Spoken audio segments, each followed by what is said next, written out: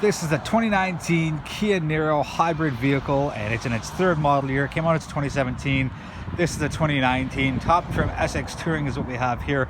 You get your 18-inch wheels, you get your LED lights, you still have your halogen fog lights and your halogen turn signals. I'm not sure. Oh yeah, there we can see it right there. Tiger nose grille, pretty sharp. I like the Kia's chosen that option for their design language. You can see in the side mirrors, that's where your turning signals are as well. So you get 3 on each side, front, mirror, and rear. And let's take a look. I love that it's orange turn signals, very, very safe, very smart, and cool design with the tail lights. Let's take a look at the one on the driver's side. So you get that curve, that curve, that curve, very, very sharp. Your backup camera is mounted to the actual wiper piece, it's right there. So instead of it being kind of sticking out like a sore thumb somewhere in the middle, Kia's done a very nice job in keeping it very smooth on the design side. So you get a little bit of a spoiler and whatever. Some people have said this is a wagon-esque vehicle. I don't really see it as a wagon. Definitely a crossover CUV, SUV shape. That's my 2 cents on it. It's kind of like a raised car, right? Anyways, again, not much has changed in the past 3 years with it, which is fine. Nothing was really wrong with it, so there's no need to change anything. So let's take a look at the inside. We'll be right back with a 2019 Kia Niro top trim SX Touring hybrid vehicle. We're back with an inside look at the 2019 Kia Niro. Let's take a look in the trunk and see what's here. So what you're looking at now is a total of 635 liters of cargo space. There's a better look. You pop your seats down, you can see where the 60-40 split is right there. That gives you a total of 1,789 liters of cargo space. Nice little privacy cover here in case you want to hide whatever it is you have. Yeah, and that's what that looks like right there. So let's close her up. Take a look at the rear seats. I know. Anyway, so that's your rear seats. Pretty standard, pretty basic. On the top trim SX Touring, heated rear seats, very cool. You got your middle piece that comes down for an armrest and doubles as cup holders. There's a look at the cabin. From what rear passengers will see, it's pretty plain, pretty simple. And I like that. I like that Kia didn't go all out and get all crazy with weird designs and adding a bunch of extra nonsense that they didn't need to. So you get the Niro scuff plates. There we go, right there. Cool thing on the SX Touring, you get memory seats. So if you're sharing the car with somebody, like someone who's obviously a different size than you, there's an option to have 2 different seat settings. Another thing I like is that there's an option to fold the mirror. So if I push that button, it goes in. If I push that one, there we go. Open it up, close it up. Cool little quirk. Good for condo life. So let's jump in. Put the 4-ways off because I had them on for the outside part of the video. Start the car up. It's a hybrid, so you're not really going to hear much. There's that little cool chime that I talked over, so let's put the car off. Let's put the car on. Alright, very nice. Oh, low washer fluid. I better get that topped up.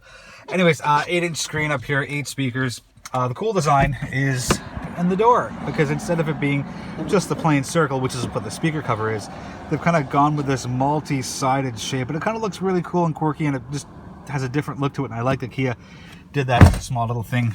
There's your kick parking brake right there, because there's no space. Get my gloves out of the way. In the middle, heated steering wheel, heated and cooled seats. Pretty cool.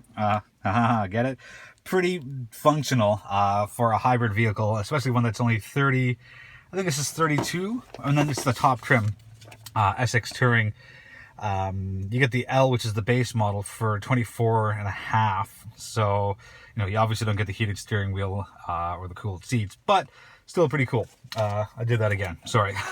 Little eco hybrid badging there in case you ever forget what you're driving. This is typical Kia. I'm not going to spend too much time on it. It's very functional. I love it. It's so simple. I think Kia's got one of the best interior layouts in the entire industry. It's just, there's buttons, there's dials, and there's a touchscreen, and yeah, it's just so well done. And it's not the screen isn't mounted up like that. It's just actually integrated into this part of the vehicle. So I really like that. Same thing with the dashboard. Very, very simple. And I've said it for every Kia, Hyundai, and Genesis vehicle. I'm going to put the wipers down, and it tells you where you are, as far as what position. Same thing with the headlights. You turn that. I think we can see both. tells you exactly where your lights are. I always keep them on so that way I don't have to forget about them and I'm always seen. Because this is a hatchback, also known as a SUV crossover, sorry, you get the rear wiper positioning as well. So that's really, really sharp and smart. And in this dashboard, you get all sorts of different pieces of information. You get a compass, your attention alert system, options of what you want to see. And let's go back. I wanted to see if I can find, where are we? Oh, this car's got to be going. Sorry, no, there it is. So that gives you a driving style breakdown. So over the time that I've had the car, 66 economical, 34 normal, and I'm not aggressive. So yeah, that's it's always a good thing. And the car has to be moving to obviously show energy flow because, well, either it comes from the battery or it comes from the engine. Anyways, that pretty much wraps up the inside of the vehicle. You get your wireless charging for non-iPhones, USBs, a couple of 12 volts, and your auxiliary right there as well. A little bit of piano black trim here. I don't really care for it. It gets all smudgy and fingerprinty, whatever. Oh, there's a sunroof as well. Kept that closed because it's been cold, but opens up the cabin a little bit, gives you a little more light. Yeah, good cabin, good seats, everything's well designed, within reach, smartly done by Kia. Kia's always had great designs over the past few years. All right, that wraps this up. We'll be right back with the driving portion, and there's a lot to talk about there. Let's end off with the logo on the steering wheel. Be right back. Okay, we're back with the driving portion of the 2019 Kia Niro. So a couple of numbers, 139 horsepower combined between the battery and the engine. Engine is the, a 1.6 four-cylinder, and total torque is 195 pounds, so much heavier on the torque side because it's a hybrid, and that's just how it goes, and that's how you get your little boost up front. Again, this is a top trim SX Touring, goes for 33,495. Base model is the L24495, so it's about $9,000 to play with in between, and I think there's 4 models in the entire lineup. On the top trim, which is this, the fuel efficiency is 5.1 liters per 100 kilometers on the highway, and 5.8 in the city. What I've gotten is 6.6. I've done a lot of city driving, and just the car's not underpowered, but I find I've got to give it a bit of a kick to get up a little faster. Right? Again, it's not slow by any means. It's just not as quick as I would like it to be, so I'm pushing down a little harder on the gas pedal, not in the aggressive way as per the indication there, but overall the car does what it's supposed to. It's a hybrid. It's not going to be a super fast, sporty, great handling vehicle. It's a functional vehicle, and it gets you to and from. It saves you gas, and that's pretty much it. So let's get going, and I will throw a little bit more information out as we go. So it's comfortable to drive, and it tells you when you're doing your EV. I don't think you can see it from here, but on the bottom left corner of the dashboard, there's a little green EV that pops up when you're in EV mode. So I'm in EV mode right now. I'm very, very light on the gas pedal, and then I'll push down a little bit, and then off it goes. So it's one of those, be gentle to maximize your fuel efficiency, and that's kind of the case with most hybrids. You know, if you didn't want a hybrid, you're pretty heavy on your right foot, this is not the car for you. But if you're okay taking an extra couple of seconds to get up to speed, whether it's city speeds or highway speeds, you're fine. So again, light on the gas, 20 kilometers an hour, still EV, 30 kilometers per hour, still EV. And again, like I said, it's as long as you're gentle on your upswing as far as getting up to speed, then this car will do wonders for you. And again, just those fuel efficiency figures of 5.8 city, 5.1 highway are really, really good. The car only takes 45 liters of gas, so you know you can get 600, 700, 800 kilometers out of the tank. I'm a little more than halfway gone through the tank, and it says I've got 266 kilometers left, so not too bad. It gives you instant fuel economy. The ride quality itself it's a little loud when the engine kicks in, and the transition, it's not jarring, but you know, you feel it and you know when it's happening.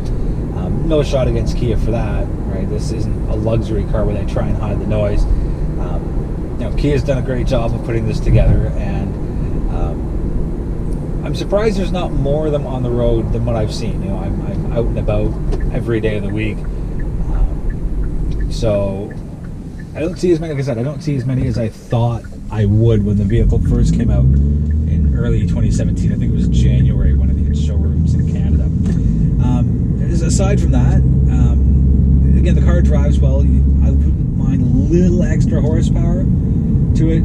It wouldn't stop me from buying one. It's just more of a like to have as opposed to have to have. The car's well made, well spec'd to begin with, but personally, I want a little more oomph under my right foot, and that would make me a little happier. But no, there's no worries about getting up to highway speed, or even kind of just getting out of potential collision situations. Just, you know, my personal preference, I would like a little more horsepower, but the car does very, very well. It sips fuel. Like I said, I'm at 6.6 liters per 100 kilometers, and you know, not that I haven't been trying to be economical in it. Just been a lot of stop and go traffic at Mississauga. It is definitely a car city as I speak at the end of November in 2018. You know, that LRT may or may not come, that subway may or may not come. There's been a lot of crazy stuff, but for now we are a very, very dominant car city, and that's how we get around primarily. I mentioned that everything's easy to access here, and just, you know, it's Kia, so it's simple, it's smart, and there's a ton of value to be had as far as any lines of vehicles that they have. You know, I've been fortunate to have a heated steering wheel in the cold weather, as well as the heated seats, and the seats are actually very, very comfortable themselves. I think that pretty much wraps it up for the 2019 Niro. Great vehicle, great option for the hybrid market.